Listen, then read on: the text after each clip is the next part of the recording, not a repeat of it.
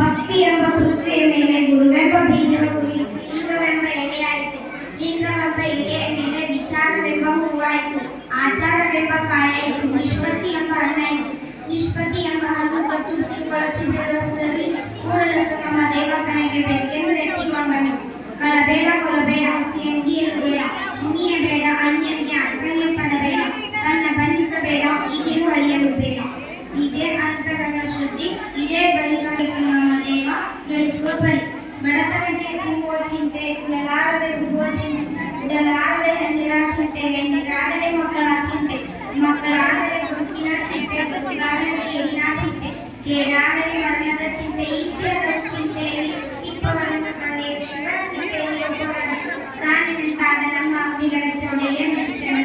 ಬೆಟ್ಟದ ಮೇಲೊಂದು ಮನೆಯ ಮಾಡಿ ಗಳಿಗೆ ಅಂತಿದ್ದರಂತಯ್ಯ, ಸಮುದ್ರ ಕಡೆಯಲ್ಲೊಂದು ಮನೆಯ ಮಾಡಿ ಎತ್ತರಗಳಿಗೆ ಅಂತಿದ್ದರಂತಯ್ಯ, ಸಂತೆಯೊಳಗೊಂದು ಮನೆಯ ಮಾಡಿ ಶಬ್ದಕ್ಕೆ ನಾಚಿದರಂತಯ್ಯ.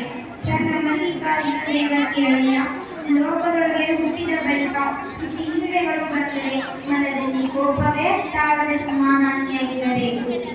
ಗರ್ವದಿಂದ ಮಾಡುವ ಭಕ್ತಿ ದ್ರವ್ಯದ ಕೇಳು, ನಡೆಯಿಲ್ಲದೆ ನುಡಿಯ ಅರ್ವಿಗೆ ಹಾನಿ, ಕೊಡದ ತ್ಯಾಗಿಸಿಕೊಂಡು ನುಡಿ ಇಲ್ಲದೆ ಶೃಂಗಾರ, ದೃಢವಿಲ್ಲದೆ ಭಕ್ತಿ, ಒಡೆದ ಕುಂಭದಲ್ಲಿ ಸುಜಲವೇ ತುಂಬಿದಂತೆ ಮಾರಯ್ಯ ಪ್ರಿಯ ಅಮರೇಶ್ವರ ಮುಖದಂತ ಭಕ್ತಿ. ಜಾತಿ ನನ್ನ ಮನೆಗೆ ಜ್ಯೋತಿಗಾಲಿನವೇ, ಜಾತಿ ವಿಜಾತಿ ಎನ್ನಬೇಡ, ದೇವರಲ್ಲಿ ಜಾತನೇ ಜಾತ ಸರ್ವಜ್ಞ. ಆಗ ಬಾಲಿಲ್ಲದ ಎನ್ನದರೆ ಆಗಲೇ ಕರೆದುಕೊಳ್ಳುವ ನಾಗಲೇ ಬಿಡುವುದು ಸರ್ವಜ್ಞ. ಈ ವಿದ್ಯಾರ್ಥಿಗಳಿಗೆ ಧನ್ಯವಾದಗಳು. ಇನ್ನು ಮುಂದೆ